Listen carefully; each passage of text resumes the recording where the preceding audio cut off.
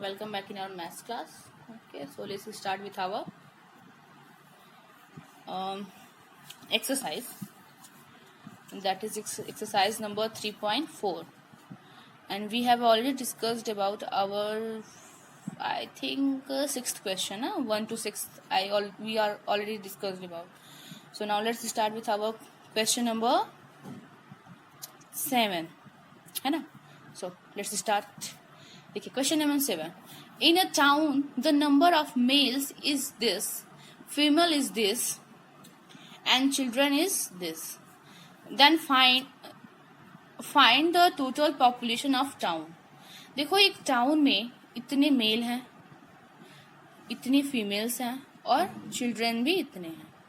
आपको total population बताना है टाउन का. तो आप क्या करोगे, इन तीनों को ऐड कर दोगे. आप लिखोगे number of male equal to this. देखो क्या करोगे इसका. क्वेश्चन नंबर 7 था ना. 7 के लिए आप क्या लिखोगे, स्पेस नहीं इधर है तो 7 के लिए नंबर ऑफ मेल, इसको लिखोगे यहाँ पे नंबर ऑफ फीमेल, इसको लिखोगे नंबर ऑफ चिल्ड्रन. ठीक, इसको लिखोगे. उसके बाद टोटल पॉपुलेशन करने के बाद आप इन तीनों को क्या करिए, ऐड करके आंसर कर लीजिए. कर लेंगे. इनको ऐड करना है, आपका आंसर मिल जाएगा. क्वेश्चन नंबर 8 कह रहा है कि a man deposits this in a bank, मतलब इतना रुपया उसने बैंक में जमा किया है, एंड विड्रॉ दिस, और फिर इतना उसने निकाल लिया. Find the money that remained in his account. आपको वो पैसे बताने जो उसके अकाउंट में अब बचे हुए हैं. तो सिंपली है, आप इसको क्या करोगे, इसमें से इसको माइनस कर दो. स्टेटमेंट के साथ करोगे आप, तो इसमें से क्या करोगे, इसको माइनस कर दोगे. जो हमारा बचेगा वही हमारा क्या हो जाएगा, आंसर हो जाएगा. ठीक है. The sum of two number is this. If one number is this then find the other number. दो नंबर्स का सम दिया गया है, एक नंबर दिया गया, दूसरा नंबर बताना है. तो आप इस वैल्यू से क्या करोगे, इसको माइनस कर दो. आप इस सम से इसको क्या करोगे, माइनस कर दोगे. तो ये भी माइनस का है, ये भी क्वेश्चन नंबर 8, क्वेश्चन नंबर 9 दोनों माइनस का है. ठीक है, कर लेंगे. क्वेश्चन नंबर 10 देखिए. How much more the difference of this than the difference of this. इन दोनों का डिफरेंस, इसका डिफरेंस जो है इसके डिफरेंस से कितना ज्यादा है. ठीक, तो देखो यहाँ पे हम क्या करेंगे, पहले इन दोनों नंबर्स को माइनस कर लेंगे. दोनों नंबर्स को माइनस कर लिया. अब इन दोनों का जो डिफरेंस आया, इन दोनों जो ये आंसर आए थे माइनस करने के बाद, इन दोनों को माइनस करो तो हमारा तीसरा आंसर जो मिलेगा वही हमारा आंसर होगा. मतलब ये क्या कह रहा है कि इन दोनों का जो डिफरेंस है, इसका भी जो डिफरेंस है, ये दोनों डिफरेंस एक दूसरे से, सॉरी ये जो डिफरेंस है इससे कितना ज्यादा है, तो वो कैसे पता चलेगा. हम दोनों को माइनस कर देंगे. माइनस कर दी, जितनी वैल्यू आपकी आएगी उतना वो ज्यादा रहेगा. ठीक है, तो ये आपका आंसर हो जाएगा. कर लेंगे. Question number 11. What should be added to this to get this. हम इतने नंबर में क्या ऐड करें कि हमें ये वैल्यू मिल जाए. तो वो कैसे पता चलेगा, बताओ कैसे पता चलेगा. कितना कम है, अगर हम ये पता कर लें तो हम उतना नंबर उसमें ऐड कर सकते हैं ना. तो हम क्या करेंगे कि जो हमारी ये वैल्यू है, इस वैल्यू से आप इसको क्या करो, माइनस कर दो. इससे इसको माइनस कर दो, जो आएगा वही हमारा क्या हो जाएगा, आंसर हो जाएगा. ठीक है. 12 क्या है. Mister Murthy bought a flat for rupees this and sold it for rupees this. How much did he gain in this transaction. Mister Murthy जो इन्होंने एक फ्लैट खरीदा इतने रुपीज में, ठीक है, और उसे बेच दिया इतने रुपए में, तो उन्होंने कितना प्रॉफिट कमाया. देखो उनका उन्होंने खरीदा जो था, वो खरीदा था उन्होंने 7,82,945 रुपीज में उन्होंने इसको खरीदा था. ठीक है, और बेचा इन्होंने कितने में, ये आपका है 9 लाख में इन्होंने बेच दिया, 7,82,945 में उन्होंने खरीदा और बेचा कितने में, 9 लाख में। तो उन्हें प्रॉफिट हुआ ना, तो कितना प्रॉफिट हुआ यही पूछ रहा है वो।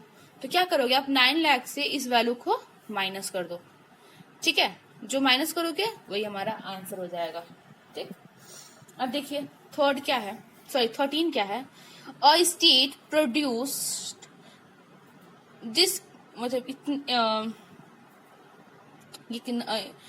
इतना केजी जो है wheat in the year 1999. After that, every year production of wheat increased by 82,060 kg. What was the production of wheat in year 2001? एक स्टेट में इतना जो है वो गेहूं 1999 में प्रोड्यूस उत्पाद किया गया था, ठीक है। और हर एक साल वो उस वहां पे जो ये गेहूं है वो 82,060 केजी क्या होता है, इंक्रीज होता जा रहा है, मतलब बढ़ रहा है, पर ईयर वो उतना इंक्रीज कर रहा है, ठीक। तो आपको ये बताना है कि 2001 मतलब 2001 में वो कितना वीट उसने प्रोड्यूस किया होगा, कितना वीट उसने प्रोड्यूस किया होगा। तो ये बात कौन सी ईयर की कर रहा है, ये बात हो रही है 1999 की, है ना। और पूछा किस कौन सी ईयर में गया है, 2001 की। तो क्या जस्ट बाद 1999 के जस्ट बाद 2001 आएगा, नहीं आएगा ना, क्या आएगा 2000 आएगा। तो हम पर ईयर के अकॉर्डिंग अपने वीट प्रोडक्शन के बारे में हम पहले जानेंगे। तो देखो वीट प्रोड्यूस हुए 1999 में इतना, और पर ईयर कितने इंक्रीज हो रहा है, इतना इंक्रीज हो रहा है, ठीक है। तो 1999 के बाद 2000 आएगा ना, तो 2000 में कितना वीट प्रोड्यूस हुआ, तो हम क्या करेंगे, जो इंक्रीमेंट हो रहा है इस वैल्यू में हम ऐड कर देंगे, मतलब इतना जो है ये वीट प्रोड्यूस हुआ है 2000 में। अब पूछा कौन सी ईयर का है, 2001 का पूछा है ना, तो 2001 के लिए हम इससे हम अपने जो इंक्रीज हुआ है उसको हम ऐड कर देंगे, ठीक है। तो हमने क्या किया, ये जो हमारा रिजल्ट आया था इसमें हम लोगों ने फिर से जितना इंक्रीज हो रहा है उसको ऐड कर दिया, तो ये जो आया यही हमारा क्या हो जाएगा, आंसर हो जाएगा, ठीक। कर लेंगे। अब देखिए नेक्स्ट क्या है। So our next question is there were 2,81,760 mangoes in a mango orchard, ठीक है। 8,425 mangoes fell down in a storm, ठीक।